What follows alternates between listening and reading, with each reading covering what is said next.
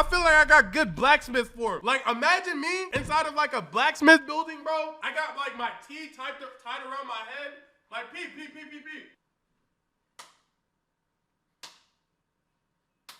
I feel like that's good form. I'm not mad at that.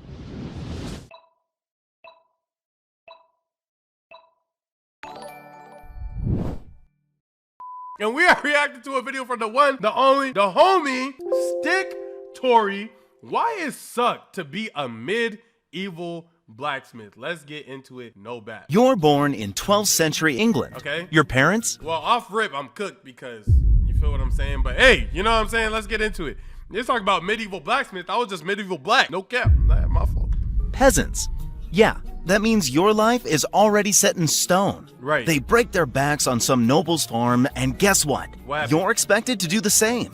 From the moment you pop into the world, the struggle begins. Okay. Your diet? I'm black and I'm farming. Not too much has changed, okay? This is just sounding like history repeating itself. I'm not mad at this so far. Mostly bread. Maybe some vegetables or fish if you're lucky. Right. Meat? Forget it. That's for rich folks. Your future? Work hard, stay loyal to a noble. Maybe, just maybe, you'll own a tiny house, then die, leaving your kids to repeat the cycle. It's not that bad compared to what, you know what I'm saying, in slavery and all that. I'm okay, you know? No wealth, no glory, just another faceless peasant. Then, your father tells you something that changes everything. What's good, Pops? There's a way out. What's A that? real shot at a better life. What's that? But here's the catch. It won't be easy. Then again, can it really be harder than toiling in the fields forever? Your father's plan? He knows You know, I didn't hear him mention one whip, no nothing, no getting chased down, no massing them. I'm okay with this so far. blacksmith in the city. And this guy? He's everything your father isn't. Rich, respected, and actually important. He makes weapons for the nobles, and your father wants you to go learn from him. This is it. Your one shot at escaping peasant life. So, at just 8 years old, your parents send you off to the city. And wow, the city? It's nothing like your tiny village. Right. It's loud, packed with people, and smells like a weird mix of animals, sweat, and burning fires. Then you reach the blacksmith's forge, and suddenly, you really start questioning your life choices. It's chaos. The place is packed with kids just like you, running around, hammering metal, and shouting orders. Then the blacksmith spots you, looks you up and down, and barks. Change your clothes and get to work. Wait. Okay, like on some Tanjiro Demon Slayer stuff, I feel like I could do this. I feel like I got good blacksmith form. Like, imagine me inside of like a blacksmith building, bro. I got like my T tied around my head. Like, peep.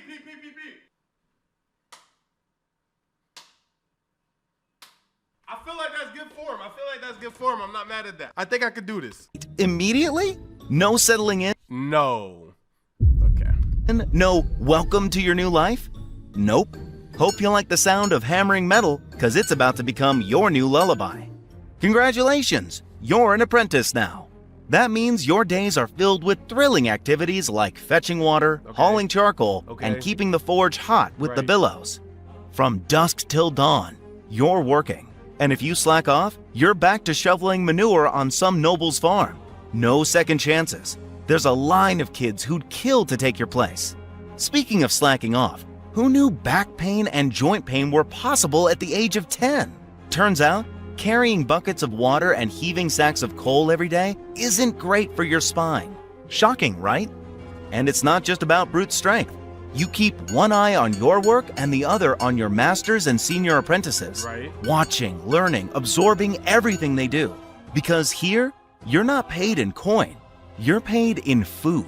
And if you don't prove you're worth every scrap of bread, well, you might just stop getting bread. And if that isn't enough, the competition is brutal. James over there will sell his soul just to impress the master. Henry, his dad's an influential blacksmith in another city.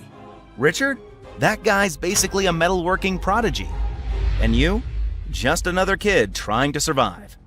Oh, and one more thing, don't break the rules. The punishment? Extra work hours or straight up starvation if you really tick off the master. Basically, being an apprentice is like juggling knives while walking on eggshells. One wrong move and it's game over. Now, grab that bucket and get moving. The forge isn't going to heat itself. After years of sweating over the forge, you've finally graduated. No more just fetching water and shoveling coal. You're actually fixing weapons and tools now. Yeah, you're So far, this isn't sounding too bad. Like, it's the video side. Why it sucked to be a medieval blacksmith? Sound like a smooth gig. Sound like a smooth gig to me, man. still working yourself half to death, but your drive for a better future keeps you going. The heat, exhaustion, and ruthless competition are just tiny pins trying to pop your bubble of ambition. But you're not about to let that happen. Right. And finally, at 15, you've made it. You're no longer just an apprentice. You're a blacksmith. You've mastered the craft. You can mold metal into whatever you want. Right. And finally, your master acknowledges it. He calls you over, congratulates you, and then gives you two choices. 1. Stay and work for him. You'll be an official blacksmith, earn wages, and have a secure job. 2. Become a journeyman. This means traveling from town to town, finding work where you can. It's a gamble. You could make it big, or you could end up homeless and starving. Yeah, you could end up like getting robbed for all your metal or something like that. But nigga, I'm trying to see the world. No, I'm not. No, I'm not. I'm lying. I'm gonna take that job. I'm lying. I'm not trying to see the world. You hesitate. Security sounds nice, but so does the idea of carving out your own destiny. Then, your master throws in an unexpected offer. After your journeyman years, he might take you back. Might. No promises. That's calm. That's enough to push you over the edge. Yeah, I would have You left. take the risk. You become a journeyman.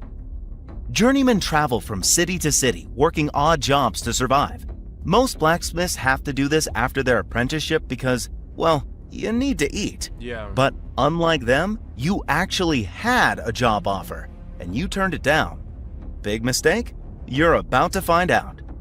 You leave your master and step into the unknown, and immediately regret everything. For weeks, no one hires you. No money, no food, no place to sleep. You scrape by doing whatever menial jobs you can find at the market, carrying sacks, cleaning stalls, even sharpening knives for street vendors just to earn a few scraps of food. At night, you sleep wherever you can. A street corner, a stable, once in a pile of hay you really hope wasn't somebody's toilet. A month of pure suffering later, you finally get your first gig. A farmer needs his hoe repaired, and you're desperate enough to do it for just a day's meal. Then, another week of nothing. Your clothes are ragged, your stomach empty.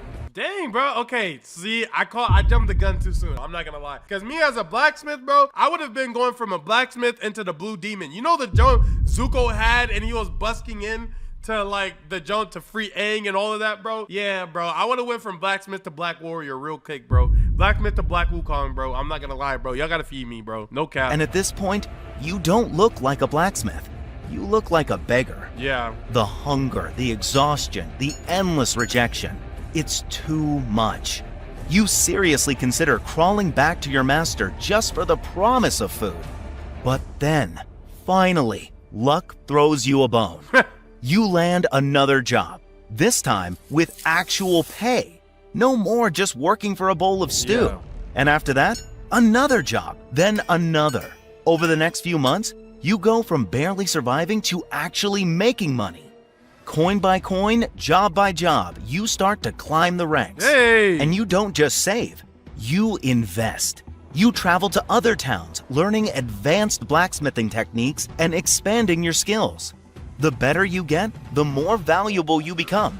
And when you finally return to the city, you're not just another blacksmith, you're a damn good one. Word spreads fast. Your name is everywhere. With your growing reputation, people start lining up to hire you. Nobles, mercenaries, even army generals. Sounds great, right? Wrong. Because these aren't the kind of people who negotiate. They don't offer contracts. They don't ask politely. They take. And during this time, a civil war is brewing. Blacksmiths like you aren't just in demand. See. You're a Yeah, they're just gonna take your shit. Oh my gosh, bro. No, okay, that part sucks. Me being down on my luck, I don't have anything for myself, okay, cool, that's my fault. I'm not gonna complain. If I built everything I built this, me, brick by brick, and I'll be there if I let you tear it down just because you don't like the way of nothing Smith. You know what I'm saying? I don't want them to take away what I done built up. You feel what I'm saying? That would throw me over the edge, I'm not gonna lie. Valuable weapon. One day, you hear whispers. Someone wants to kidnap you. If they get their hands on you, you'll spend the rest of your life forging weapons like a slave. So, what do? You disappear. Right. For a month, you go into hiding. If they catch you, it's over. Luckily, they never found you. And by the time things settle down, you're still free. At 22, your journeyman days are officially over. You're no longer some desperate kid looking for scraps. You're a master blacksmith. With your skills and experience, you can go anywhere, work for anyone. Right. You choose power. Damn, this would be a fire movie, I'm not gonna lie. Like, I would OD watch this as a movie. Like an anime? A powerful lord hires you as his personal blacksmith. First order of business? Build your own forge. Second, move into your new home. A place so grand it might as well be a castle. You don't just have a roof over your head, you have servants. You have the best food, the finest clothes, and the wine that only nobles drink. This is the life you dreamed of as a child. And you earned every damn bit of it. You made it. You won. But success comes at a price. Your patron, the Lord who gave you this life, needs weapons. Thousands of them. Swords, axes, chainmail. And not just for war, but for his lands, his soldiers, his empire. Before, you were just struggling to finish a couple of swords. Right. Now, entire wars depend on how fast and how strong you can forge weapons. You can't do it all alone. So you hire other blacksmiths and apprentices to help you. You build a workforce, a machine. But even with a team, it's never enough. The forge burns from dawn till dusk, just like in your apprentice days. The only difference? You're not eating stale bread anymore. But the workload? Brutal. And your name? Legendary. Your forge... I'm not gonna lie, bro. I'm gonna go through the muds and the trenches just to be legendary, bro. That name stuff mean a lot to me, so I get it. I ain't gonna lie. Heart of the city. Blacksmiths speak of you the way you once spoke of your master. You are now the most important blacksmith in England. And then the war ends. England finally finds stability. And with peace comes organization. And that's when the guilds are formed. Blacksmiths now have rules, regulations, a system. You never asked for this, but you support it with everything you have. You know firsthand how hard it is to survive in this world. Right. And this guild, it's going to make sure future apprentices don't suffer like you did. And guess what? You're appointed as the head of the Blacksmiths Guild in your city. That's right. You're not just a craftsman anymore. You're in politics now. And politics, it's a whole different battlefield. Instead of pounding metal, you're navigating backroom deals, noble rivalries, and the constant stress of keeping the guild strong. Right. You thought forging steel was exhausting? Try dealing with power-hungry nobles. But you do it, because someone has to. Then, one day, you notice something's wrong. Not the Black Plague. Oh. Forge's smoke makes you cough. My fault. I'm stupid. That was so dumb. Hard. Your back? Too stiff to bend. Your hands? Shaking like you've just plunged into freezing water. You push through it, ignore it, until you can't. So, you visit a doctor. The diagnosis? Lead poisoning. A lifetime of inhaling toxic fumes, handling metals, and working in the forge has caught up with you. There's no cure, no treatment, just the slow march toward death. Most blacksmiths don't live past 50. You're 47. So, you accept what's coming. You've trained dozens of apprentices, built a city around your craft, and created a guild that will protect blacksmiths for generations. Your body is failing, but the fires you lit will never go out. And as you take your final breath, the city roars with the sounds of hammers striking steel. Because you were never just a blacksmith. You were the fire that shaped an empire.